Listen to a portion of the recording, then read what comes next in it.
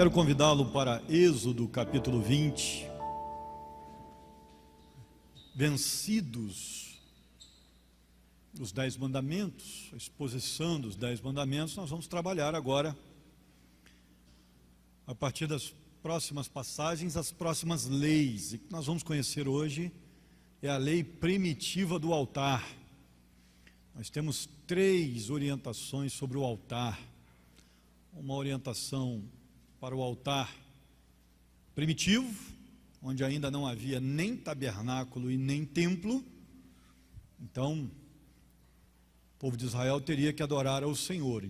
E aí nasce a primeira orientação para a adoração nos altares primitivos.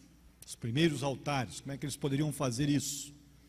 Mais para frente nós vamos ver o altar diante do tabernáculo e mais na frente também a reposição da lei do altar diante do templo já construído de Salomão. Tá bom? Esse é o primeiro ambiente de adoração, Êxodo 20, depois do Egito, 18 a 26. E por isso, por se tratar de altar, oferta, adoração, eu dei o nome dessa mensagem de hoje de questões importantes para verdadeiros adoradores. A Bíblia diz o seguinte a partir do versículo 18: vendo-se o povo diante dos trovões e dos relâmpagos, e do som da trombeta e do monte fumegando, todos tremeram assustados, ficaram à distância, e disseram a Moisés: fala tu mesmo conosco, e ouviremos, mas que Deus não fale conosco, para que não morramos. Moisés disse ao povo: não tenham medo, Deus veio prová-los, para que o temor de Deus esteja em vocês e os livre de pecar. Mas o povo permaneceu à distância, ao passo que Moisés aproximou-se da nuvem escura em que Deus se encontrava. O Senhor disse a Moisés: diga o seguinte aos israelitas: vocês viram por si mesmos que do céu lhes falei, não façam ídolos de prata nem de ouro para me representarem. Façam-me um altar de terra e nele sacrifiquem-me os seus holocaustos e as suas ofertas de comunhão, as suas ovelhas e os seus bois. Onde quer que eu faça celebrar o meu nome, virei a vocês e os abençoarei. Se me fizerem um altar de pedras, não o façam com pedras lavradas, porque o uso de ferramentas o profanaria. Não subam por degraus ao meu altar, para que nele não seja exposta a sua nudez. Amém, irmãos? Eu acho que a partir de hoje eu vou fazer o seguinte: a hora que for Deus falando, eu chamo Nini, com voz de trovão, que aí vai parecer mais, vai ficar mais, né, Nini? Que aí você entra com essa parte aqui, ó, né? Senhor, aí eu falo assim: o Senhor disse a Moisés. Aí você entra: diga o seguinte aos israelitas. Porque o homem tem uma voz que arrebenta qualquer, né? Eu falo que deram oportunidade lá pro como é que é o nome dele lá, o da Bíblia lá, que fez a Bíblia, Cid Moreira, porque não conhecia o Neni. Não, o Cid Moreira tinha perdido a benção. Queridos, o Sinai, local desse encontro de Deus com o povo, sempre foi usado como um local de revelação entre Deus e o povo. E nós temos aqui uma passagem muito interessante, depois do Egito, depois de terem passado tudo que eles passaram no Egito, suas centenas de anos no Egito, eles vêm ter encontro com Deus ali, Deus se revela para eles. Nós vamos trabalhar em cima deste texto.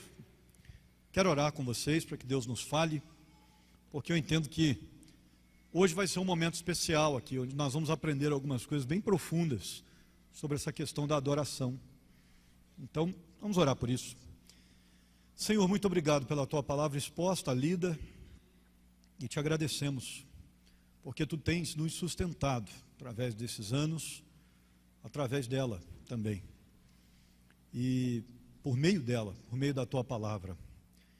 E nós te agradecemos por todo o conforto, por toda a direção, e muitas vezes até mesmo por toda a confrontação, oriundos da Tua palavra durante todo esse tempo. Nesta noite, uma vez mais, queremos ouvir a Tua voz, para que a nossa vida seja mudada. Nós oramos em nome de Jesus. Amém. O povo de Israel havia concordado em receber a visita de Deus, e inclusive a sua lei. Começa a virar o tempo, eu já começo a tossir, ter coriza. Carioca sofre nesse lugar, né? Êxodo 19, versículos 7 e 8, o texto vai mostrar que Israel tinha concordado em receber as orientações de Deus. O povo queria isso, estava voltado para isso, mas não estava preparado para o que aconteceria. Eles não estavam acostumados, os elementos daquele povo, aqueles cidadãos, com nuvem preta em cima do monte, trovão para tudo quanto é lado, barulho. O povo deu um passo atrás de medo. E aí, esperando a direção de Deus, o povo falou com Moisés: não, fala você com ele lá, porque o negócio está meio tenso para a gente. Provavelmente com as lembranças da história de Israel, eventos como o dilúvio, Babel, eventos onde Deus agiu de uma maneira dura com a humanidade, Adão e Eva expulsos do jardim. Provavelmente eles conheciam, através da tradição oral, essas passagens. Israel conhecia isso de fato, com certeza.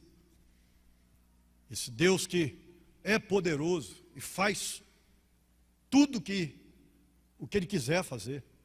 E se Ele não se agradar de nós? Moisés, fala com Ele lá. A gente vai ficar de longe aqui olhando, você traz para a gente a informação. É isso que acontece. Eles nem queriam comunicação direta com Deus, com medo de morrer. E assim os israelitas preferiram que Moisés atuasse como intermediário.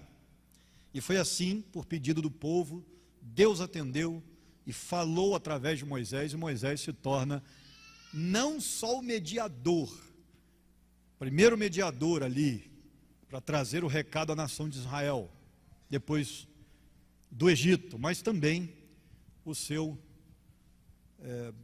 legislador.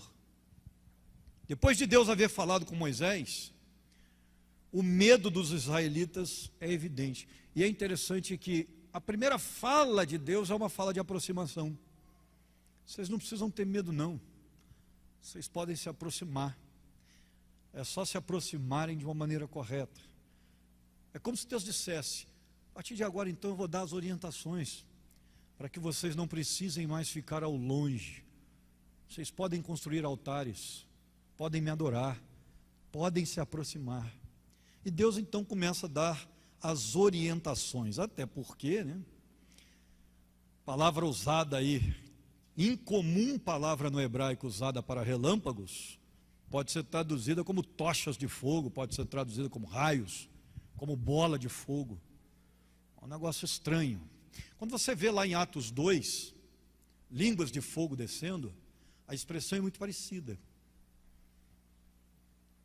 Quando em Atos 2 o Espírito Santo desce, nós estamos ali tendo um reavivamento do que aconteceu no Velho Testamento. Deus está perto de novo, se revelando de novo, trazendo informação de novo, só que agora através do Espírito Santo. Então em Atos 2, nós temos um reavivamento daquilo que estamos vendo aqui em Êxodo. É a mesma situação. Os elementos de fogo aparecendo para relembrarem o Sinai, de que Deus falou diretamente com o povo. Atos 2 é a mesma coisa. Davis indica que a maioria dos antigos códigos daquela época, códigos como o Código Hammurabi, o código de leis mais antigo do mundo, na visão de alguns, a maioria previa santuários e também os seus altares. E o código aqui que Deus está estabelecendo com o povo de Israel não é diferente. Santuários, altares para adoração eram muito comuns naquela época. E alguns veem aqui, inclusive, a base da interpretação do mandamento que proíbe fazer imagem de escultura. Está muito claro essa recordância, está muito clara ela.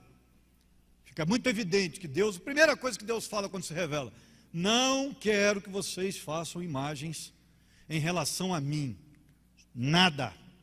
Essa é a primeira orientação. De vez em quando eu vejo algumas situações com idolatria, E se o povo de Deus tivesse ideia do que é a idolatria para Deus, não brincava com idolatria. Eu amo futebol, amo a seleção brasileira. Se eu pudesse, eu tirava a folga todo jogo do Brasil, todo. Jogo do Brasil para mim é festa, tinha que parar o país, né? Quebrar a economia, não tem problema, mas vamos ver todo mundo o jogo, né? Pois é, mas a gente não pode fazer isso, né? Não pode. Mas toda a Copa do Mundo, aí eu me dedico mais um pouquinho. Eu quero ver o jogo, quero estar ali, quero acompanhar. A questão de gosto, fui jogador de futebol, claro que eu vou gostar disso, né? E todo ano eu compro a camisa, toda a Copa do Mundo eu compro a camisa, porque eu coleciono camisa de futebol. Então eu tenho mais de 200 camisas de futebol. E eu não vou perder nem o álbum e nem a camisa da Copa, de maneira nenhuma. Então eu vou completar o álbum, como eu faço toda a Copa do Mundo, e vou comprar, se eu tiver em condições, as 3 camisas. São 3 uniformes geralmente, o 1, o 2 e o 3. Né? Então, já entrei lá para ver como é que está. A Bia já começa com aquela choradeira, olha, esse ano nós estamos apertados. Querido, todo ano de Copa do Mundo nós estamos apertados. Isso aí é uma coisa que nunca muda, né? Mas vamos lá, vamos ver quanto que está e tal. Aí esse ano eu olhei lá, camisa do Brasil, saiu a camisa do Brasil. Né? Saiu uma camisa primeiro, promocional, com Cristo Redentor na frente, assim, numa marca d'água. Acabou. A preta saiu com cacto, linda, linda, linda. E a branca saiu com as folhas, que eu não sei do que é, não entrei ainda para analisar. Né? Mas é um pré-lançamento lá, apenas uma camisa comemorativa, oficial mesmo, saiu essa semana e veio com marcas d'água da onça pintada. Linda, linda, linda. Ou seja, a vontade que dá para comprar as 6, né? Que saíram 3 comemorativos e as 3 oficiais virão, agora dá vontade de comprar as 6. Mas a do Cristo eu já perdi a vontade. Às vezes, quando eu vou pregar o Rio de Janeiro, vamos lá conhecer o Cristo. Oh, irmão, faz isso não. Idolatria é algo muito sério, irmãos. Se você abrir a Bíblia no seu Novo Testamento, aí, Atos capítulo 15, versículo 20, você vai perceber que só 3 coisas do judaísmo foram importadas para o cristianismo e a idolatria está lá. Nós temos que levar isso a sério. Nós não podemos brincar com idolatria. Tem gente querendo montar presépio em casa aí. Não faça isso. O texto é muito claro. Vocês não, versículo 23, não façam ídolos de prata nem de ouro para me representarem. Até porque é impossível. Como é que nós vamos representar um Deus que é invisível, espírito? Nada estará de acordo. Bem, isso é só uma préviazinha do que a gente vai aprender hoje, e a primeira coisa que eu quero mostrar para você é exatamente isso. Quero reforçar para você, Deus jamais, você vai adorar a Deus. Entenda uma coisa, são aspectos importantes para a nossa adoração. Se você vai adorar a Deus e quer aprender a adorar adequadamente, entenda que Deus jamais pode ser comparado ou lembrado por meros objetos. Tudo bem? Nem a cruz deve ser um objeto de adoração para nós. É por isso que eu, por exemplo, tenho receio de colocar cruz em igreja. Porque daqui a pouco está o camarada lá de joelho diante da cruz. A cruz em si não representa, aliás, não resolve nada, ela só representa. Ela mostra que somos cristãos. Mas não existe milagre na cruz, quem faz milagre é Deus. Então adoramos a Deus, não podemos adorar objetos, imagens de escultura. De vez em quando eu encontro gente no meu gabinete assim, pastor, mas olha, a imagem que está lá era da vovó. A vovó me deu aquilo com tanto carinho. O que eu faço com ela? Sou querido, isso é proibido pela Bíblia. E você vai ter que decidir se você quer agradar a memória da vovó ou o seu Deus, porque a Bíblia chega a dizer que onde há um ídolo, Deus não entra, Ele não atua. O negócio é direto.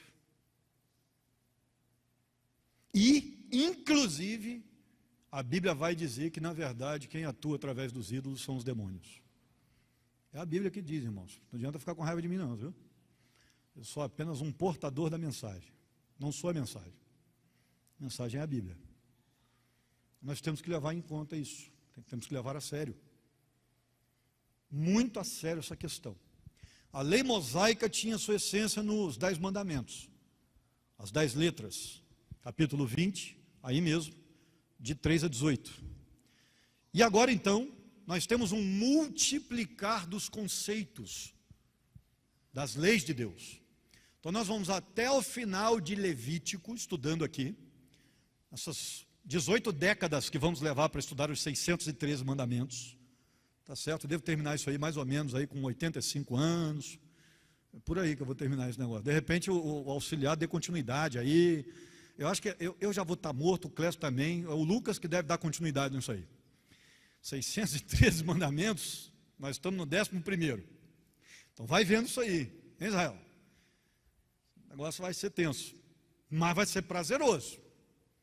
Como é que nós aplicamos os mandamentos do Velho Testamento à nossa vida? Primeira coisa que a gente tem que levar em consideração nessa ramificação dos mandamentos, que a partir de agora, 11º, 12º e vai até 613. Não brinque com a idolatria. Essa é a primeira coisa que a gente aprende. Deus não pode ser representado por uma imagem. O resto do Pentateuco oferece-nos aspectos dessa multiplicação. E a tradição judaica procurou aumentar ainda mais alguns mandamentos. O conceito da lei era o conceito do judaísmo. E a fim de iniciar essa multiplicação, o segundo mandamento é o primeiro aplicado. É a questão da imagem de escultura. E isso é uma verdade porque sem o caráter de Deus aqui, as leis não teriam qualquer sentido especial. Por que elas são especiais? Porque foi Deus quem nos deu, quem nos deu as leis, quem as deu ao povo. Os mandamentos repousavam sobre o próprio caráter de Deus, e é por isso que ele diz: o meu caráter não suporta uma mera imagem. Então não façam isso, não é o que sou. E esse versículo 23, em um sentido restrito, porque ele menciona somente imagens de prata e ouro, fundidas ou de escultura, é uma expressão do segundo mandamento que já estudamos nos versículos 4 e 6. No culto do povo de Israel, não havia lugar para a imagem. E eu estranhei isso, porque eu fui criado no catolicismo e de repente me converti. Cheguei à igreja evangélica, olhei e falei: gente, que igreja estranha. Para onde a gente olha para orar, né? Vou rezar para quem? Que negócio esquisito. Quando eu entrei na primeira igreja batista do Retiro, eu estranhei demais. A primeira coisa que eu procurei, só como assim? Aí imaginei, deve estar dando um quartinho guardado, alguma coisa especial para entrar. O crente é meio louco, né? Deve ter um negocinho guardado, deve ter. Você imagina um monte de coisa. E aí, uma das primeiras perguntas que eu fiz para a pessoa que estava me evangelizando: onde ficam as imagens? E ela diz: não tem imagem. Eu falei: como não tem? Não tem uma imagem da Nossa Senhora? Ela disse: não tem. A Bíblia proíbe isso. Aí é que meu queixo caiu mesmo, os dentes se espalharam pelo chão. Porque eu tinha crucifixo na cama, imagem na beirada da cama, tinha para tudo quanto é lugar, família católica. Minha mãe muito católica. Então foi uma surpresa para mim. E eu ainda querendo discutir, né? Não é possível, não é. Os próprios 10 mandamentos dizem, ela abriu para mim. Cheguei em casa com a Bíblia marcada nos 10 mandamentos. Mãe, vamos bater um papo. Olha isso aqui. Minha mãe olhou e falou: ué, nunca ouvi falar sobre isso. Falei: pois é, nós estamos errando esse tempo todo. Minha mãe olhou, falou: mas será que isso está na Bíblia? Um mês depois nós não tínhamos mais nenhuma imagem de escultura em casa, porque vimos na Bíblia que não poderíamos ter.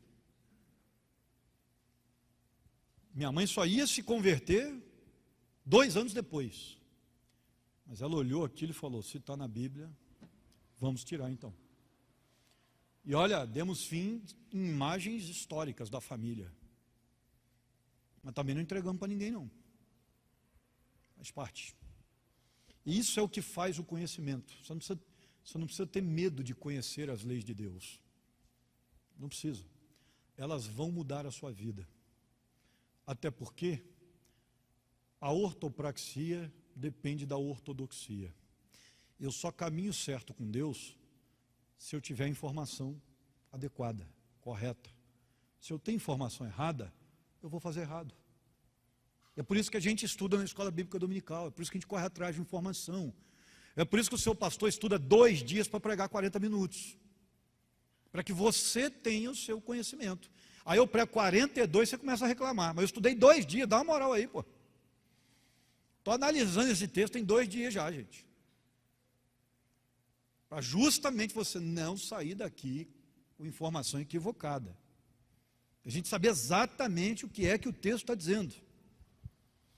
E aí, o Salmo 135 depois pega carona em Êxodo 20. Abra sua Bíblia em Salmo 135, que é mais estarrecedor ainda sobre imagem de escultura. A gente lê o Salmo 135 e depois a gente fica pensando assim, meu Deus, se eu adorava imagem, eu fiz isso a vida inteira. E olha o que a Bíblia está dizendo. Salmo 135, abre aí. Está aí sim, existe.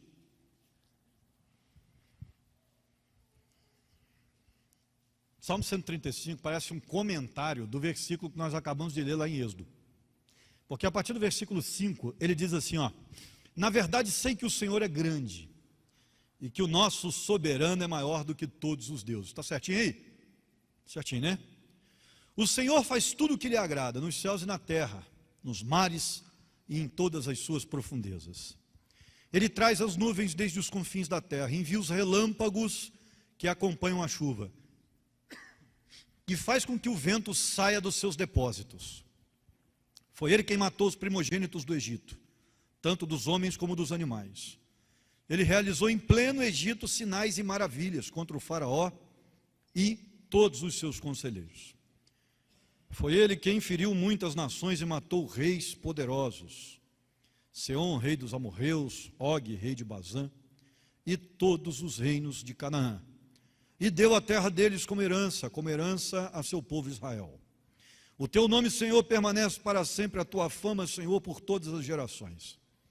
O Senhor defenderá o seu povo e terá compaixão dos seus servos. Os ídolos das nações não passam de prata e ouro, feitos por mãos humanas. Têm boca, mas não podem falar. Olhos, mas não podem ver. Têm ouvidos, mas não podem escutar. Nem há respiração em sua boca. Preste atenção no versículo 18. Tornem-se como eles, aqueles que os fazem, e todos os que neles confiam. Ou seja, inertes, sem vida. É duro ou não é? O texto é muito claro. Esse texto, Salmo 135, é um comentário de Êxodo 20, final lá. Pode perceber. O contexto histórico que ele cita é o mesmo contexto que está acontecendo lá. Naturalmente, imagens sobre Deus eram proibidas na adoração a Israel, na adoração de Israel desde o princípio. Segundo lugar, se a gente quer ter uma adoração verdadeira, já aprendemos que nós adoramos em espírito e em verdade, não tem imagem. A gente olha para o invisível mesmo. Segundo lugar, aliás, é por isso que o povo, desde a reforma, ora de olhos fechados.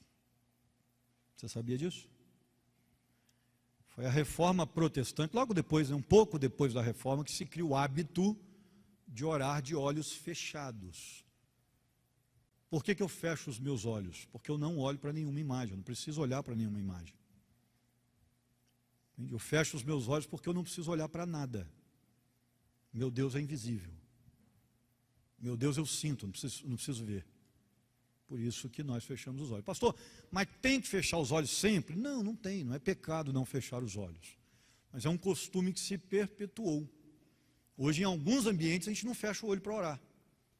Capelonia hospitalar, por exemplo. Você está lá diante de um paciente que está numa situação quase terminal. Você vai fechar o olho, ele morre na sua frente, você não vê. Não pediu ajuda. Diante de pessoas endemoniadas, tem certeza que você vai querer fechar o olho? Diante do diabo? Capelania prisional, a gente também não fecha o olho não, eu não fecho. sei quem está perto de mim, qual a intenção do camarada. E não é só capelania prisional, não. Qualquer lugar que esteja estranho, a gente ora meio assim, né? Um olho fechado e outro aberto. Então, qualquer coisa que coloque em risco a sua segurança, qualquer coisa. Eu não estou dizendo que é perigoso falar no presídio, não. É que o presídio tem uns negócios assim de vez em quando corre todo mundo, né? É disso que eu estou falando. Às vezes é um que vem de lá aprontando, apanhando, alguma coisa que ele fez, ele corre pelo corredor, e aí você está de olho fechado, você não sabe o que está acontecendo. Então, no presídio, a gente ora de olho aberto. O treinamento diz isso. É que se tiver que sair correndo por alguma situação de emergência, você já sabe para onde correr. Né? Segundo lugar, a adoração a Deus requer alguns cuidados bem definidos. Nós não podemos adorar a Deus de qualquer jeito. Não façam ídolos de prata, diz o versículo 23. Nem de ouro para me representarem. Façam-me um altar de terra e nele sacrifiquem-me os seus holocaustos e as suas ofertas de comunhão e as suas ovelhas e os seus bois. Onde quer que eu faça celebrar o meu nome, virei a vocês e os abençoarei. Se me fizerem um altar de pedras, não o façam com pedras lavradas, porque o uso de ferramentas o profanaria. Não subam por degraus ao meu altar, para que ele não seja exposta, para que nele não seja exposta a sua nudez. Ou seja, tinha que ser rampa, não podia ser degrau. Ou seja, cuidados bem definidos. Deus diz, vocês querem se aproximar, não precisa ter medo não. Mas observem algumas coisas. E essas coisas são úteis para nós até hoje, você vai ver isso agora. É aquilo que eu disse para você. Às vezes a diretiva da lei muda, mas a essência dela nunca. De repente nós não aplicamos mais, mas a essência por trás da lei é eternamente aplicável. Nunca podemos esquecer. Por isso que vai ter lei aqui que não tem nada a ver com a gente, não serve mais para a gente. Mas qual é a essência por trás da lei? É isso que nos interessa. Onde Deus queria chegar com essa lei? É isso que nos interessa. Hoje, a gente não respeita isso aqui mais, não faz altar de terra hoje. Não sei o pessoal que sobe o monte aí e tal, que também não tem nada contra. Quer subir, passar um tempo com Deus lá em cima no silêncio, para não tocar celular, ninguém encher a paciência, ótimo. Sem problema. Só entendendo que o monte também não é santo, que senão daqui a pouco você está adorando o monte, ao invés do Criador do monte, aí dá ruim. Mas não tem problema. Mas a gente geralmente não faz. Mas o que a gente aprende com isso? Bem, em primeiro lugar, como primeiro fator, a adoração precisa ser livre de limitações geográficas. É em todo lugar. Olha o que Deus está estabelecendo, em todo lugar. Que me alegrarem e que eu fizer festa com vocês, eu vou abençoá-los. Se eu festejar com vocês, eu vou abençoá-los. Nós temos um Deus que gosta de festa. E é isso que o texto está dizendo aí. Quando vocês me adorarem, eu aceitar essa adoração e festejar, alegrar o meu coração, festejarei com vocês e os abençoarei. Então a ideia é essa. Uma coisa que você vai entender daqui para frente: Deus não gosta de culto morto. Nunca gostou. Deus não gosta de culto parado. Vocês vão ver isso daqui para frente, hein? Quem estuda Velho Testamento começa a se animar um pouquinho no culto.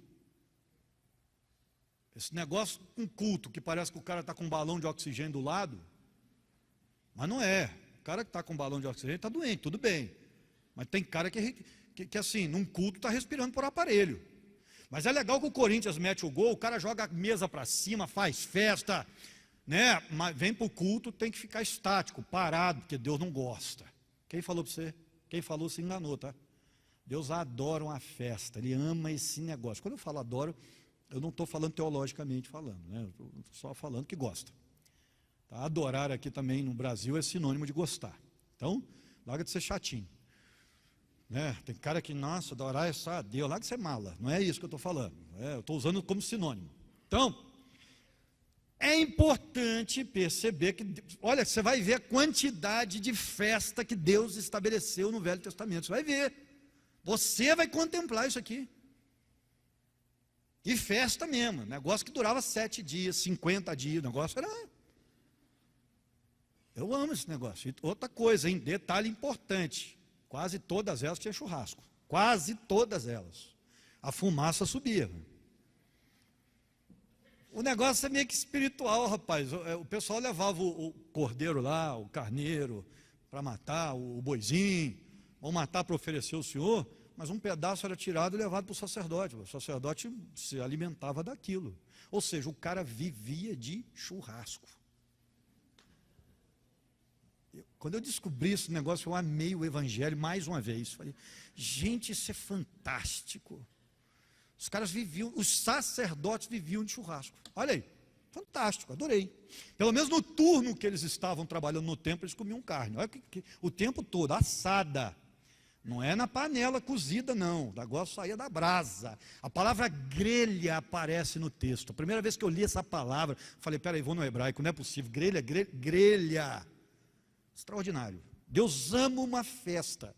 E é em qualquer lugar. O que ele está dizendo aqui, ó.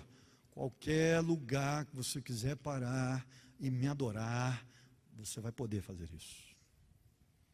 Não está limitado mais. Lembra da conversa de Jesus com a mulher samaritana?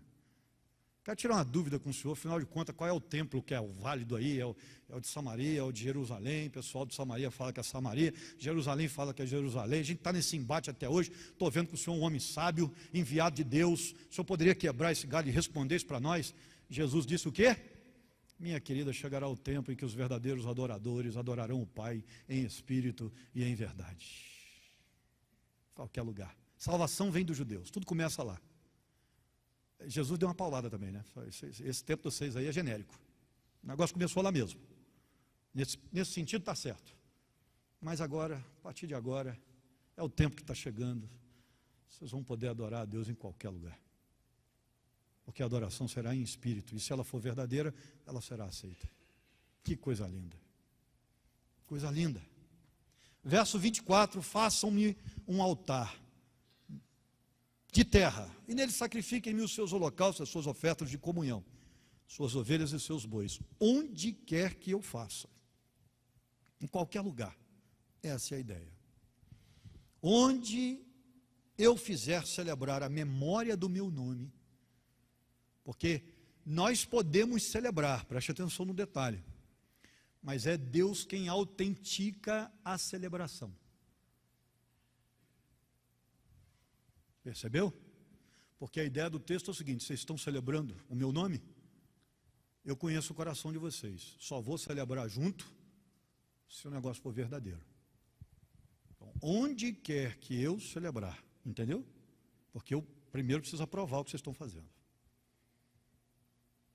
Não adianta simplesmente abrir a igreja e adorar. Se Deus não aprovar essa adoração, Ele não estará conosco. Ele não participará disso. Mas de qualquer forma, nós temos aqui um dos atributos de Deus. Ele é onipresente. E Ele pode ser adorado em qualquer lugar. Mais tarde Jesus vai dizer que você pode fazer do seu quarto o seu altar. Que Ele vai dizer, quer prestar adoração, quer entrar, quer orar? Entra no seu quarto, fecha a porta, ora em secreto. E o seu Deus, o Pai, que vem em secreto, lhe recompensará. Então você pode fazer do seu quarto um altar. Por quê? Porque Deus está ali também. Ele está em todo lugar. Com o Novo Testamento, essa questão do altar cai. Por isso que você não tem aqui o seguinte, né? O pastor Luciano vai subir aqui no altar, aí faz uma reza aqui primeiro para poder entrar no altar, porque o altar é sagrado, o altar, querido, o altar mais sagrado que existe é o seu coração. Isso aqui é só madeira. Só madeira. Não tem nada de especial nisso aqui. Porque se você não entrar por aquelas portas com um culto vivo no seu coração, isso aqui não vai resolver o seu problema. A verdadeira adoração está no altar do seu coração. A gente respeita, claro, o Salmo vai dizer, guarda o seu pé quando entrar na casa do Senhor. Paulo vai dizer que tudo temos que fazer com decência e ordem. O Novo Testamento vai dizer que Jesus amava o templo e tratava o templo como casa do Pai dele. Então é sagrado para nós? É. Mas a Bíblia vai dizer também que Deus não habita em templos feitos por mãos humanas, porque Ele habita corações. Não podemos esquecer desse equilíbrio. Respeitamos a casa de Deus, mas o que tem que estar mais guardado é o nosso coração. Isso que sentimos e expressamos precisa ser verdadeiro. Outra coisa sobre a adoração que a gente precisa entender nessas instruções. Primeira coisa que eu falei, qual que foi? Deus não pode ser limitado a imagens, ídolos. Não pode. Segunda coisa, existem orientações claras para nós. Eu estou dando algumas. Quer ver mais uma orientação? Versículo 24. Está com sua Bíblia aberta aí? Versículo 24. Façam-me um altar de terra e nele sacrifiquem-me os seus holocaustos e as suas ofertas de comunhão, suas ovelhas e os seus bois. Onde quer que eu faça celebrar o meu nome, virei a vocês e os abençoarei. Claro, se Deus está a todo lugar, como é que Ele vem? É só uma forma de expressão. Ele está ali e aceitou. É sinônimo dessa ideia de eu venho e abençoo vocês. Significa que Ele aceitou estar participando, porque Ele foi adorado por corações verdadeiros. Então, Ele aceitou estar participando. Mas o versículo 24 nos mostra uma coisa nova. As ofertas seriam de comunhão para que Deus nos abençoasse. Ou seja, comunhão aqui é com Deus. É uma oferta de aproximação.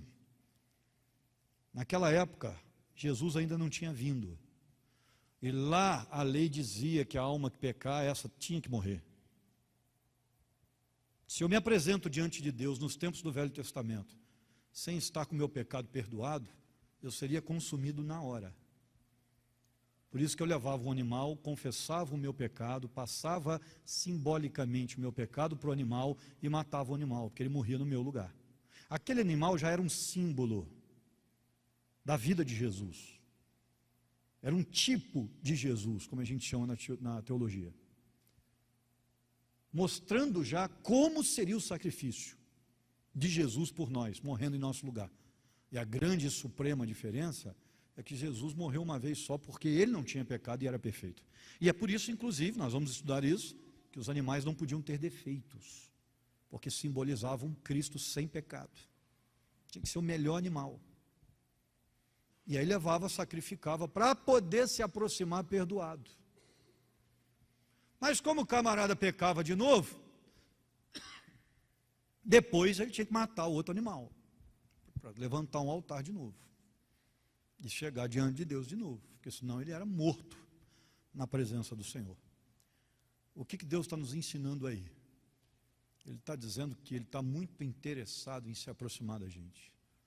Adoração é para isso, para que a gente se aproxime.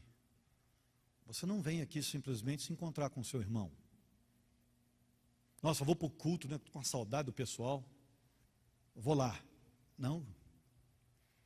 Você vem para cá para se aproximar mais de Deus, para ouvir o que Deus tem para você, para receber a direção do Espírito para a sua vida. Para isso que você vem para cá. Você vem prestar um culto para se aproximar e ouvir Deus falar com você, para falar com Deus. Essa é a ideia. A primeira proximidade é de Deus. Moisés chega a dizer que aquele relacionamento era para o bem daquele povo. Versículo 20. Ei, gente, relaxa. Deus quer se aproximar, Ele quer nosso bem. Ele não quer nos matar, não. Fiquem tranquilos. É isso que ele fala no versículo 20. Vocês estão com medo à toa. Deus quer nos abençoar. Não precisam ter medo. Outra coisa sobre adoração, versículo 25. Perde o fio da meada, não. Olha o versículo 25 aí. Se me fizerem um altar de pedras, não façam com pedras lavradas, porque o uso de ferramentas o profanaria. Está a lei aí da santidade ao Senhor. Mais para frente nós vamos ver essa lei cerimonial sendo aplicada em muitas leis que nós, por trás de muitas leis que nós vamos estudar. Das 613 leis, nós temos trechos inteiros falando da santidade ao Senhor. De que quando fizesse lá o altar, tinha que ser de ouro, por conta da purificação, metal, não sei o que e tal. E aí façam isso assim, façam aquilo. Na mitra vai estar escrito santidade ao Senhor e tal. Tem toda uma lei né? A gente até costuma dizer que são os capítulos da santidade. Nós temos vários. Levítico, então, tem uma sessão inteira sobre isso. Por quê? Porque a ideia era a seguinte: Deus é santo. Se você quiser se aproximar dele, vai ter que ser santo também. Não vai poder andar de qualquer jeito. Vai ter que levar a sério esse negócio de obedecer. De andar com Deus de fato, de dar bom testemunho, de viver um evangelho de verdade. Essa é a ideia que está por trás aqui. Porque se você usa uma ferramenta, preste atenção, em qualquer outra situação, e essa situação for uma coisa que Deus não aprova,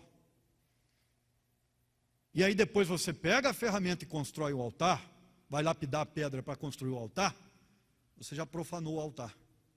Porque essa ferramenta tocou naquilo que é impuro.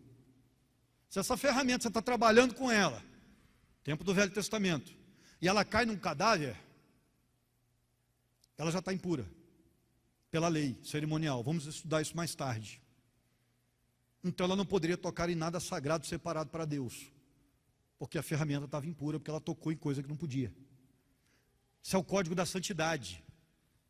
Você tem que se separar das coisas profanas, ruins, na verdade, do pecado, daquilo que simbolizava o pecado, era didático, para poder andar com Deus. Então, se eu quero me aproximar de Deus, eu tenho que largar minha vida de pecado. Eu tenho que parar com esse negócio de viver praticando pecado. Eu tenho que lutar contra o pecado. Eu tenho que, de fato, ser santificado dia após dia. Ou seja, eu tenho que ser convertido. Eu tenho que, de fato, ter fé para mudar de vida. Ferramenta que é usada para Deus não pode ser usada para o mundo lá fora. O código da santidade. Aí o camarada quer passar a madrugada inteira na balada e vir para cá tocar num culto, não vai mesmo. O cara quer tocar no mundo e tocar aqui, não vai. Vai não. Porque se vai tocar para o diabo lá fora, é para o diabo mesmo, não tem conversa não. Não vai tocar para Deus aqui. Aí o camarada quer falar de fidelidade, mas trai a mulher? Não, não vai pregar não. Enquanto não acertar isso aí. Entende? Porque para andar com Deus, nós não podemos viver por aí com ferramentas encostando naquilo que não deve. Profanando as ferramentas, ou seja, a nossa vida, não podemos fazer isso. Ou é ou não é. Toma do cálice da ceia do Senhor aqui e enche o pote lá fora? Não. Não vai acontecer. Porque ou a gente é, ou a gente não é. Dá para viver essa vida dupla. Não dá. E terceiro e último lugar, versículo 26. Eu quero terminar com isso rapidamente. Versículo 26. Não subam por degraus ao meu altar, para que nele não seja exposta a sua nudez. Queridos, o altar, você não podia fazer degrau para o altar. Por quê, pastor? Estou ficando velho, agora eu tenho que apoiar. Porque você não podia fazer esse movimento alto demais para subir num degrau. Para que a túnica não viesse para cá e quem viesse andando atrás pudesse ver a coxa da pessoa. Então tinha que ser rampa, para o cara não precisar levantar o pé demais e correr o risco de aparecer a nudez dele. Lembrando que a nudez para o judeu era do joelho para cima. Você está começando a entender? Por quê? Porque era muito comum no calor o judeu pegar a túnica dele e amarrar no cinto, para ele poder correr, caminhar com mais flexibilidade e até com ventilação. Era muito comum. Isso significava cingir os lombos. Essa é a expressão. Então, lá para o judeu, o negócio era rígido, mostrar a canela não era pecado. E é baseado nisso que eu libero a bermuda para os homens aí. Nós não temos proibição disso. Mas daqui para cima não podia aparecer. E aí, se ele subisse a escada e isso aqui aparecesse, era pecado. Pecado de falta de decência. E por isso, então, que a orientação está sendo dada na Bíblia aí. Queridos, nós precisamos ser decentes sem ser fanáticos. Nós precisamos ter cuidado com os exageros humanos, mas em relação às leis de Deus, nós também não podemos brincar. Tem muita gente brincando na igreja hoje.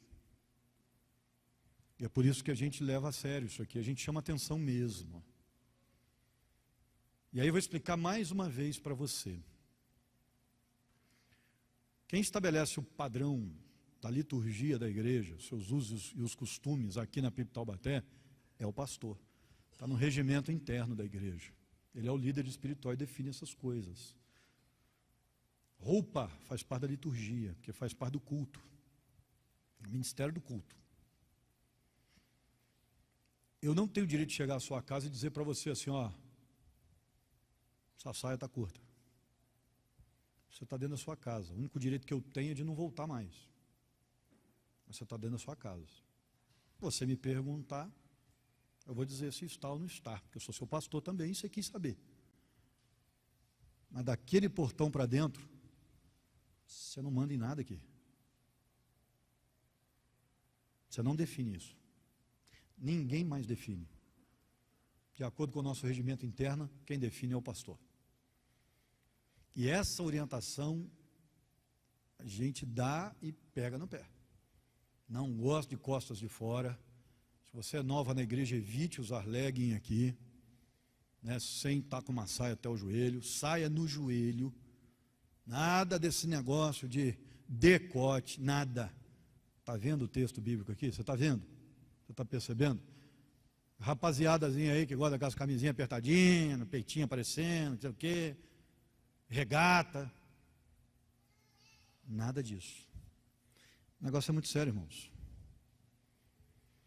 Porque a nudez ritual era muito comum nas outras regiões, nas outras religiões ao redor de Israel. As mulheres ficavam nuas nos templos. Havia reuniões para sexo em grupo, que eram os rituais de fertilidade. E olha o padrão do cristianismo. Aqui não pode aparecer nem a coxa. Olha o padrão. Vocês serão diferentes do povo lá fora. É isso que está escrito aqui. Má teologia, como eu disse, gera imoralidade. E aqui está muito claro para nós. E aí, se você quiser estudar um pouquinho mais, 1 Timóteo 2, 9 a 10, da mesma forma, quero que as mulheres se vistam modestamente, com decência e discrição, não se adornando com tranças e com ouro, nem com pérolas e nem com roupas caras, mas com boas obras, como convém às mulheres que declaram adorar a Deus. 1 Timóteo 2, 9 a 10. Pedro falou na mesma linha, 1 Pedro 3, 3 a 4. A beleza de vocês não deve estar nos enfeites exteriores, como cabelos trançados e joias de ouro e roupas finas. Ao contrário, esteja no seu interior, que não perece. Beleza demonstrada num espírito dócil e tranquilo, o que é de grande valor para Deus. Lembrando que o texto não está proibindo o uso de joias, só está dizendo para você não colocar a sua dedicação só nessas coisas. E Provérbios 11, 22, que é assim, corte rente, tramontina. O provérbio vai dizer o seguinte, 11, 22. Como anel de ouro em focinho de porco, assim é a mulher bonita, mas indiscreta. Ou seja, é um desperdício. Então, dessa forma a gente termina analisando a nossa vida. O que é que Deus falou com a gente hoje, né? Onde nós temos que melhorar. Ensine isso aos seus filhos. Mostre para eles a importância da santidade, do respeito na adoração, da preocupação com a idolatria. E caminhemos com Deus adorando-o da maneira correta. Amém, irmãos? Vamos orar por isso? Deus, muito obrigado. Que privilégio estudar a Tua palavra. Nós possamos crescer e desenvolver a nossa vida na fé de conformidade, em conformidade à Tua revelação. Nós nunca nos afastemos, ó Deus, daquilo que é a Tua palavra. E obrigado, pela aula que tivemos com o Senhor aqui hoje. Tudo que aprendemos enriquece a nossa espiritualidade. Obrigado. Dessa forma, poderemos nos aproximar do Senhor, nosso maior intento, de uma maneira adequada. Oramos em nome de Jesus. Amém.